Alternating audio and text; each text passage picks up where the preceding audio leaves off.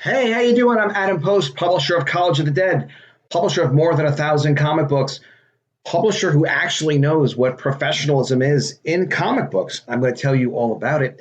Um, fascinating tweet I saw from John Malin, the coach today in Comicsgate, and got a comment on it. Before I do, I need you to subscribe to this channel. Click the bell for notifications. It's a huge help to me, huge help to the channel. I'm right on the way to get to 1,000 subscribers. You're helping to make it happen. So here's John. John's responding to Heather Antos. She's an editor, senior editor over at Valiant, used to be Marvel. Heather here says comic professionals aren't customer service representatives. John, I'm sure, is shocked. John says, I see current Marvel trainer well. These people do not see themselves in a relationship with fans. Fans have no career value to them, only the people above them for promotional purposes. To them, fans are a problem for the marketing department and retailers. Well, John is a new publisher. John Malin has been in comic books for years, going all the way back to the Rob Liefeld days and at Image.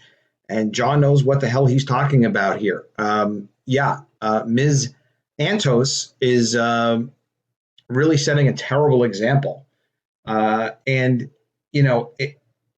There are two things that we can do in life. One, we can be successful with however we measure that.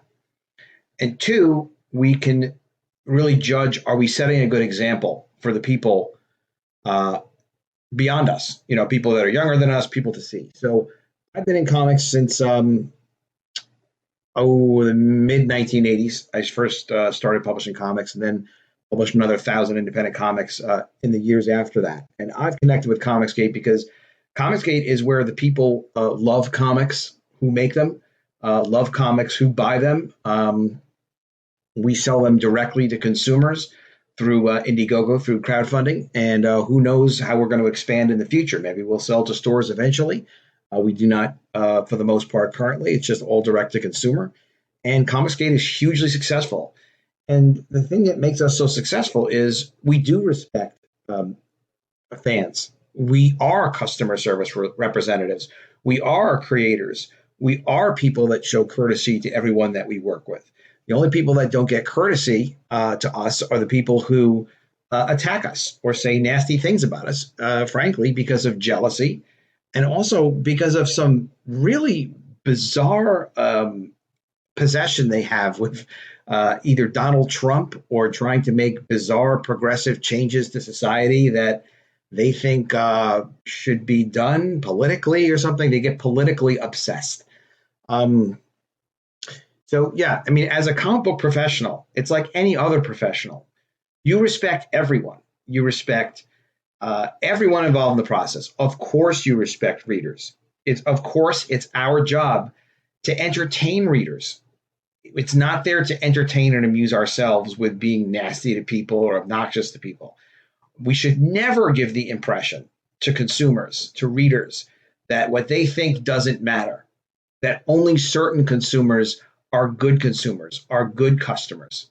Not everyone's going to agree with all of our own personal beliefs and what our personal aspirations are. It's not about that. I mean, it's as if this Antos is a child running around looking for validation from every customer that she's trying to sell a comic book to. And even worse, she's not even trying to sell comic books.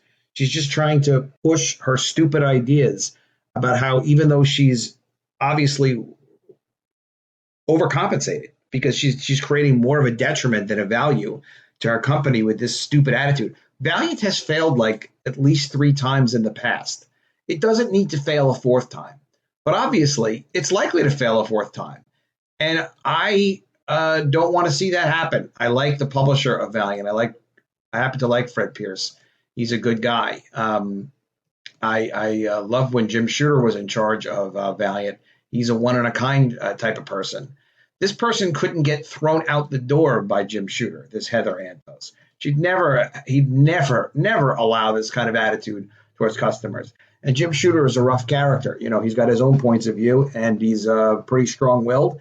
And but he does great work, and he's done a lot for the comic book industry. But saying that comic book professionals aren't customer service representatives, having a kind of attitude to not appreciate the people who are buying your books that your company does.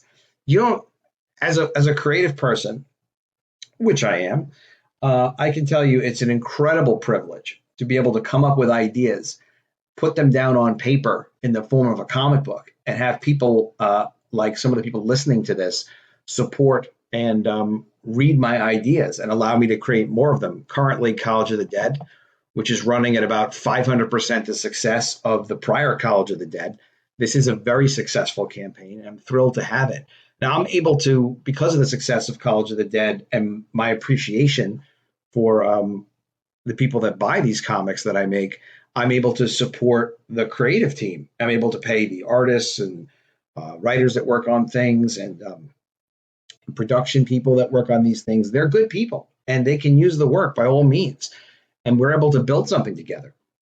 And it's all about having respect for fans and also having respect for the creative community at large.